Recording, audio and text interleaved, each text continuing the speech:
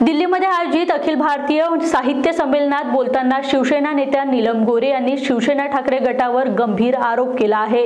उद्धव ठाकरे यांच्या शिवसेनेत एका पदासाठी 2 मर्सिडीज घ्याव्या लागत होत्या असं खळबळजनक वक्तव्य त्यांनी केलं आहे। या वक्तव्यावरून आता नव्या वादाला तोंड फुटलं आहे। शिवसेना ठाकरे गट आक्रमक झालं असून शिवसेना ठाकरे गटाच्या नेत्या सुषमा अंधारे यांनी नीलम गोरे यांच्यावर जोरदार हल्लाबोल केला आहे। एक लक्षात घ्या, ऐका ऐका, हे असले विक्टिम कार्ड खेळणं बंद करा आणि ह्या सुसंस्कृत भाषा बी बंद करा। त्या मार्कडवाडीमध्ये गोपीचंद पडळकर आणि सदाभाऊ खोतला जेव्हा पाठवलं आणि पवार साहेबांच्या आजारावर आणि त्यांच्या चेहऱ्यावर अत्यंत गलिच्छ भाषेत टिप्पण्या झाल्या, त्यावेळेला फिदी फिदी हसणारे हेच भाजपाई होते ना। त्यावेळेला सुसंस्कृतता आठवली नाही यांना।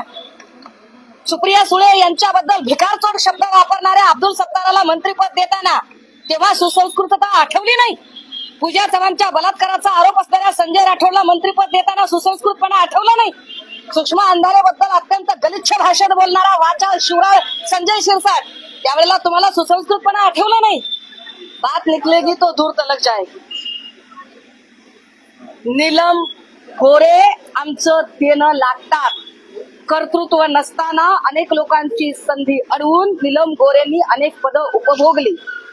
मला अशी वेळ त्यांनी आणू नये की मी पत्रकार परिषद घेऊन भारिप बहुजन महासंघापासून, I repeat once again, Bharip Bahujan महासंघामध्ये प्रकाश आंबेडकरांच्या सहकारी म्हणून काम करत होत्या तेव्हापासून ते आतापर्यंत त्यांनी काय काय केलं, काय काय नाही केलं, या सगळ्या गोष्टी मला बाहेर काढाव्या लागतील।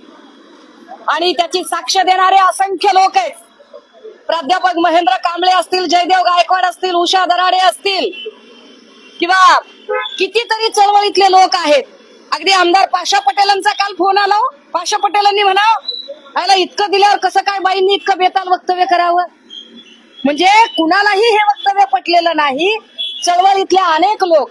त्यामुळे नीलम गोरेंनी बोलताना इथून पुढे थोडासा आपल्या वयाचा, पदाचा आब राखावा।